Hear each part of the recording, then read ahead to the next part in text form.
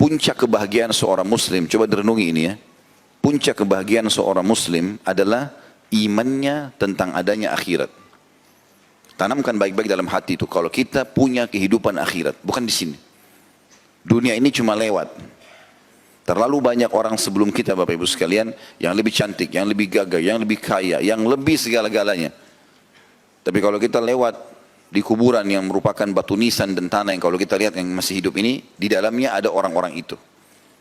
Mereka banyak sekali yang lebih dari kita, tapi mereka juga sudah meninggal dunia. Dunia ini sehebat apapun kita mengejar prestasinya akan kita tinggalkan.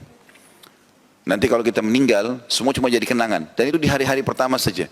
Oh ini bajunya dia, oh ini sepatu dia, oh ini rumah dia, oh ini mobil dia, oh ini perusahaan dia. Sehari, seminggu, sebulan, selesai.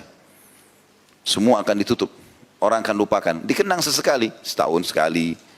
Ya, ada orang subhanallah tidak dikenang lagi oleh kerabatnya. Apalagi kalau orang-orang yang jauh dari agama. Mereka sudah tidak mendoakan lagi si mayit. Gitu ya. Sedangkan orang-orang soleh saja kadang-kadang masih lalai mendoakan orang yang sudah meninggal. Apalagi orang yang dasarnya jauh dari agama.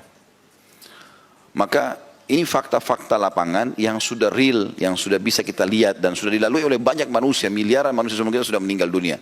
Kita pun akan begitu. Dunia ini sebentar, kita akan menuju ke akhirat. Beriman tentang adanya akhirat dan kehidupan abadi di sana, adanya surga dan kita sering membacanya, itu akan mendatangkan kebahagiaan yang luar biasa. Karena cobaan apapun di muka bumi jadi kecil.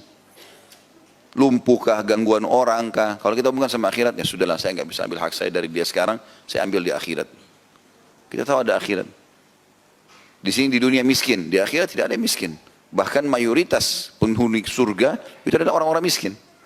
Karena mereka hisapnya mudah. Makan pas-pasan hari itu. Pakaian yang dipakai cuma itu. Dan akhirnya tidak ada hisab hari kiamat. Orang yang dihisab adalah orang yang kaya, yang banyak macam-macam fasilitasnya. Allah akan tanya, nikmat ini kau pakai untuk apa, dari mana asalnya. Tapi orang yang miskin tidak. Gitu kan?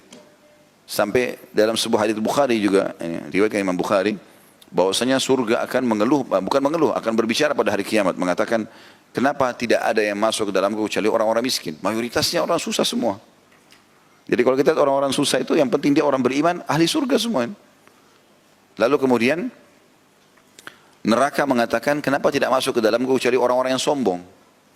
Kenapa hanya orang-orang yang banyak membangkang begini? Mana orang-orang yang miskin juga ini? Kenapa nggak ada yang masuk ke sini? Maka Allah SWT berfirman kepada keduanya, kepada surga dikatakan, engkau adalah rahmatku, yang aku balas orang-orang yang patuh kepada aku denganmu. Dan Allah SWT berfirman atau berkata kepada neraka, engkau adalah siksaku yang aku siksa orang-orang yang membangkang dan durhaka. Kehidupan akhirat ini kehidupan yang luar biasa, teman-teman sekalian.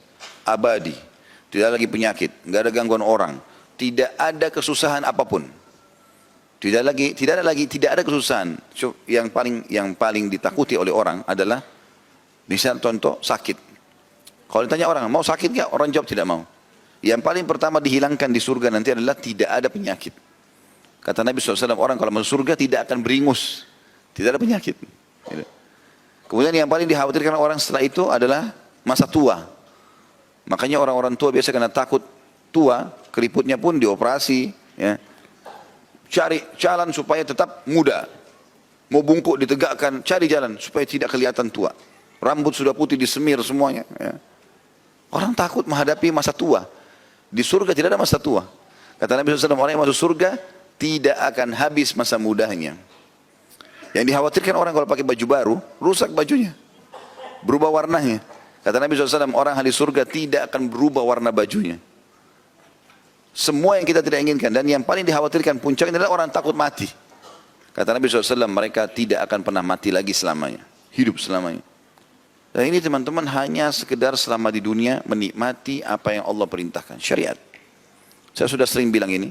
Menjadi orang beriman, nyaman. Karena kita makan, kita minum, kita juga biologis, tapi itu semuanya dengan halal. Kita pakai baju, kita kumpulin harta, kita pakai mobil, apa saja silahkan. Bergerak. Allah mengatakan, wa qul i'malu fa sayarallahu amalakum wa rasuluh. Beramallah kalian, Allah akan nilai dan rasulnya itu. Gitu kan? Bebas kita, yang penting konsepnya 5 huruf halal, nikmati.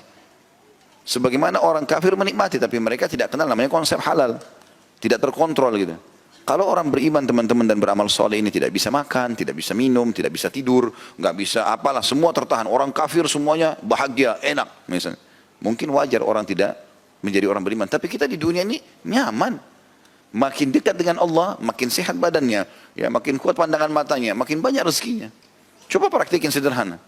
Coba hijrah 100%, jadi orang baik. Allah mudahkan semua urusannya. Sampai pada hal-hal yang kecil.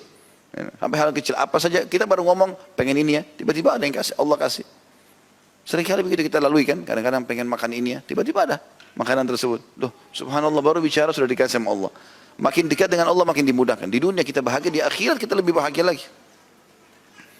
Maka beriman tentang adanya akhirat ini membuat seseorang mukmin tenang. Dan siapapun yang berbuat baik di dunia ini, tidak cukup dia nikmati di sini, dia punya rumah yang bagus, dia punya kendaraan yang bagus, dia punya pasangan, punya anak-anak, punya segala macam prestasi dunia.